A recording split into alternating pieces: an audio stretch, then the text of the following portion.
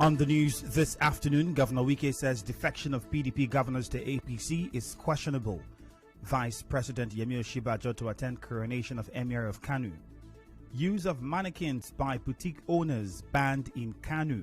On the foreign scene, World Health Organization declares China malaria-free after 70-year effort. I am Ifiemi Andrew.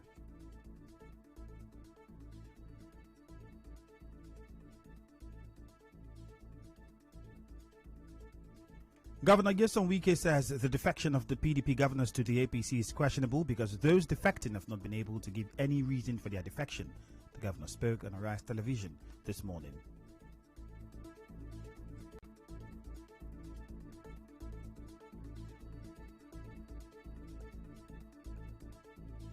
Nobody has given any tangible reason why they are leaving. If you can pinpoint what one person has said, the problem in PDP why I'm leaving, then I will be able to say, look, yes, he's right. No, it's not right. If you say, okay, Omai said this, why he's leaving, and then I'll be able to respond. What did Ayade say? Why he left PDP to APC? If you wanted to take from what Omai said, he said he's leaving because the Igbos are not protected under PDP. And how would you say the Southeast are not protected under PDP? Now, Ayade said he left because is a post-state, and therefore he wants to join the ruling party. He was elected in 2015. Now he's 6 years in government. Handing up government. He did not know that you ought to have joined Mr. Buhari since 2015. When asked if the allegations of him trying to hijack the party are true, Governor Wike had this to say. There are few of us who stood for the party to survive. If that you stood for the party to survive means hijacking, so be it. People don't like to say the truth. Can you ask which state has given PDP more vote than Rivers State? Since 1999 to 2019, mention one state. I challenge any state. So is that hijacking? If I say we want to support the party for the party to be strong, is that hijacking the party? These are people who cannot, in all ramifications, defend the party. I do know there has never been a time I have fought the party, or anybody have fought anybody on the party. As for Rivers State, we have no other party than this party. And so when you see me talking passionately about the party, because I have no other home to go to. I have no alternative to go to. Governor Wike also disagreed with the insecurity statistics on Rivers State, describing the state as one of the most peaceful in the region. He also justified the curfew imposed by the state government. The security situation in any state, Rivers State is one of the best today. What is the security situation? He said curfew. What is curfew? Look at the crisis then, IPOP and Abia State. Look at what happened in Imo State. We have boundaries. And then a government is very proactive, which should fold their hands and allow these miscreants to enter into Rivers State and keep policemen and soldiers. And then you would have seen me as a good governor. So imposition of curfew means that there is insecurity in your state. You impose curfew to make sure there is no security crisis. The Rivers State governor had this to say when asked about job creation by his government. You have 10 flyovers going on in River State construction. Does that create employment? If you have one flyover, 50 people are employed. Take, for example, times it by 10 flyovers. Well, what will it be? That is direct on 10 flyovers, not other roads. Now, what is the indirect effect of 500 people being employed? I said 10 flyovers, 50 per flyover, 500. We are not talking about those who will be supplying sand. We are not talking about the indirect effect of it. And then you now multiply. In how many years? Check how many people have you employed or the job you have created. I don't think you have to be practical. Go to the health sector. What is going on? Go to education. What is going on? Are they employing people? Yes or no? Governor Wike also spoke on the arrest of IPOP leader Nnamdi Kanu. It does not matter the difference my state had with Nnamdi Kanu. No matter the difference, what we believe that the rule of law must be followed, due process must be followed for his prosecution. It must. And also to allay the fears of Nigerians that look, we are not doing this, we are not prosecuting because he comes from a particular section. There are bandits. You must also make provision to say all these people who have been causing security crisis in Nigeria are also prosecuted. Let us not make a hula baby about the prosecution of Nnamdi Kanu. I don't believe in his principle. I've come out and I've said it. You cannot annex my state to be your own, but that does not mean that you will not allow the law to take its course. Following the defection of some PDP governors to the APC, the vice chairman of the Rivers West Senatorial District, Robinson Ewo, has dismissed speculations that Governor Wike could leave the PDP. Mr. Ewo spoke to our correspondent. PDP, Rivers State is the power base, the powerhouse of People's Democratic in this country. You know, after the 2015 election, the fortunes of the party dwindled. Rivers State became the rallying point. And because Rivers State became the rallying point, our governor played key role. PDP was able to bounce back. PDP, River State remains PDP as he said. Our blood is PDP. I doubt if he will think of ever going to a place that is visionless. Our governor has vision and mission and is pursuing those agendas up till now. And he will continue to be a rallying point for the People's Democratic Party in this country. Mr. Ewor also criticized governors who recently left the PDP for the APC. From those that are defected, you simply discover that they have no vision, no mission for their state. What they're after is what I would describe as purely or simply stomach infrastructure. What concerns them and concerns their family. If they have the concern of the people, their state, in their mind, they would defer to a party that has so ruined this country, that has so brought a lot of pain, damage to the people of this country. What are they defending for? Where are they defending to? They are defending to a party that has destroyed the economy of this country, that has not been able to provide security.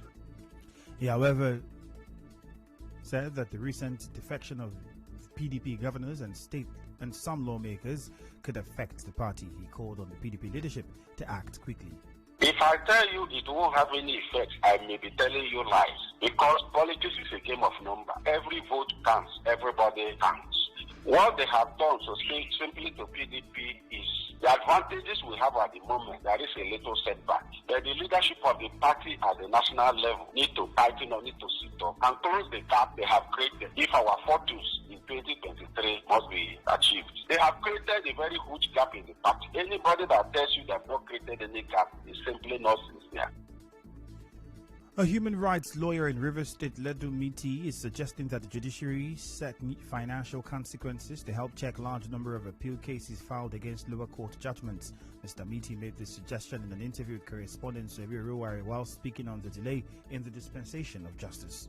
Part of the thing that I believe that maybe the courts will start to be doing is to maybe give sufficient disincentive for frivolous appeals. Like in most parts of the world, if you take an appeal that is obviously frivolous, then you are made to pay exactly the cost that it took the other party to defend that case from the High Court to that place. So if you are paying the lawyer's fees, you are paying all that, maybe some of these appeals will not fly at the level that they do not deserve. And some of these appeals do not need to get to that level. Another senior lawyer in the state, Priye Peter Kiel, said digitalizing court proceedings can help speed up justice dispensation. For instance, we can go from manual recording to electronic recording. I have always said that. The judges, instead of coming and writing from morning till whenever they get tired and they rise, that burden can be reduced by ensuring that proceedings are recorded electronically. It happens in other climes. So if that can be brought to River State, not only River State, all over the country, in the Court of Appeal, in the Supreme Court, it will lead to speedy dispensation of justice. Another thing is to increase in the appellate court, or even in the High Court, to increase the number of judges.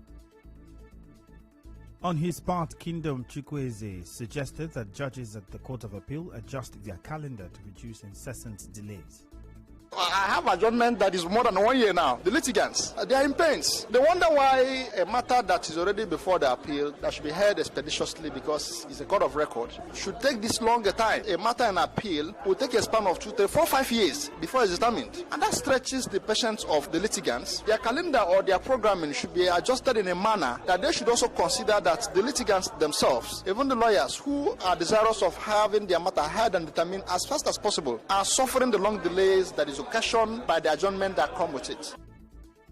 Still ahead, use of mannequins by boutique owners now banned in Kano State. Stay tuned.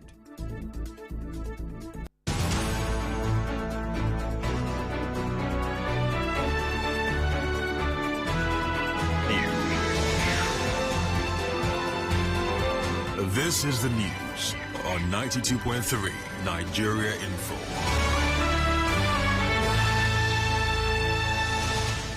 The Senate has approved over 74 billion naira as the 2021 budget for the Nigeria Police Trust Fund.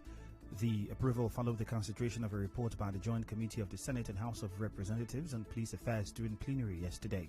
Chairman of the Senate Committee on Police Affairs, Dauda Haliru Jika, in his presentation said the 2021 NPTF budget is the second since the Establishment Act came into being in 2019. The Lagos State Police Command has explained why it has not taken Chidima Ojukwu, the prime suspect in the killing of the Chief Executive Officer of Super TV, Osifo Ataga, to court. Lagos State Police spokesperson Olumiyiwa Adejobi, in an interview, said Chidima will be taken to court after the police have concluded their investigation. The University of Lagos undergraduate and Ataga reportedly lodged in a service apartment in Lekki area of the state. Ataga's corpse was later discovered in the room the following day. Vice President Yemi Osinbajo is among the dignitaries expected to attend the coronation of the Emir of Kano, Alhaji Aminu Ado Bayero, slated for Saturday, July 3. At a press briefing in Kano, the chairman publicity subcommittee of the coronation said that the event would hold at the Sani Abacha Stadium, Kano.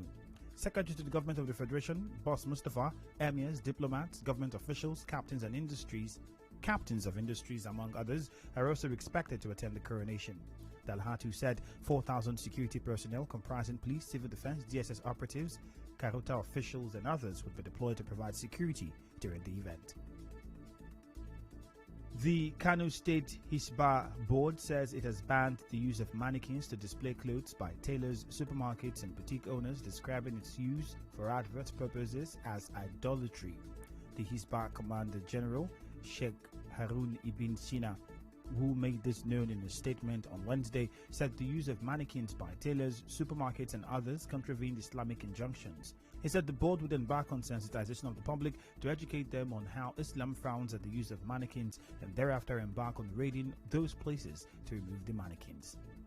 In business, following the high cost of tomatoes, a member of the Nigerian Association of Agricultural Produce Dealers River State Chapter, Favor Jacob, has been speaking on how to know tomatoes ripened with chemicals. Mrs. Jacob told our correspondent that such tomatoes are poisonous and are not allowed into River State. But this one, you see the head there is black. Just know that one is chemical, whatever. It's not accepted. And some of them, as they're bringing it, the strong ones, they will still be strong. The natural ones will be strong. Even if it's a perishable thing. You find out that these other ones, they look fresh. But immediately you toss it, you see water gushing out. Water will just be gushing out from the baskets. You just know this is not right. And when you the fluid that has come out of that thing is poisonous. She said she and her team inspect agricultural produce at the borders to ensure food dealers do not bring in such produce into River State. We have our equipment that we test them. Once you test them, you see like this other color. Even though that tomato is fresh, by the time you look at it, and the right tomato that is ripening naturally is a different one. You see this one, you see different multiple color around the base, the head of the tomato.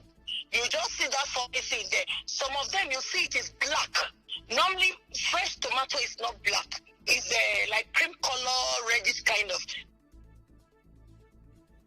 Mrs. Jacob, however, warned tomatoes and other food dealers against sharp practices so as not to endanger the health of Rivers people. She said insecurity, the weather, and multiple taxation remains the major reason for high cost of food items in the state.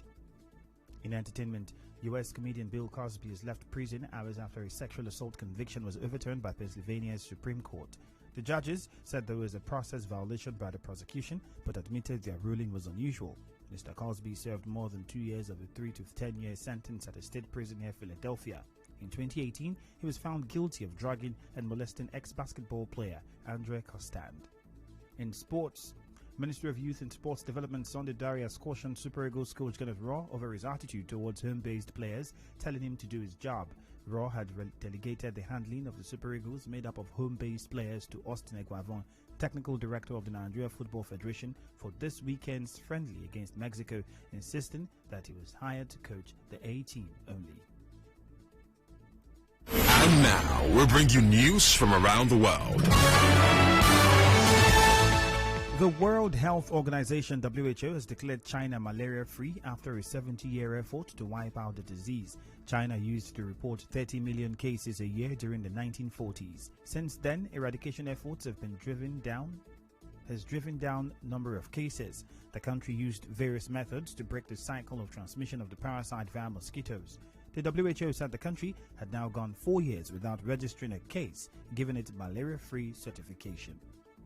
On the news this afternoon, you heard that Governor Nyesom Wike has said that the defection of PDP governors to APC is questionable. Vice President Yemi Osinbajo is set to attend the coronation of Emir of Kano.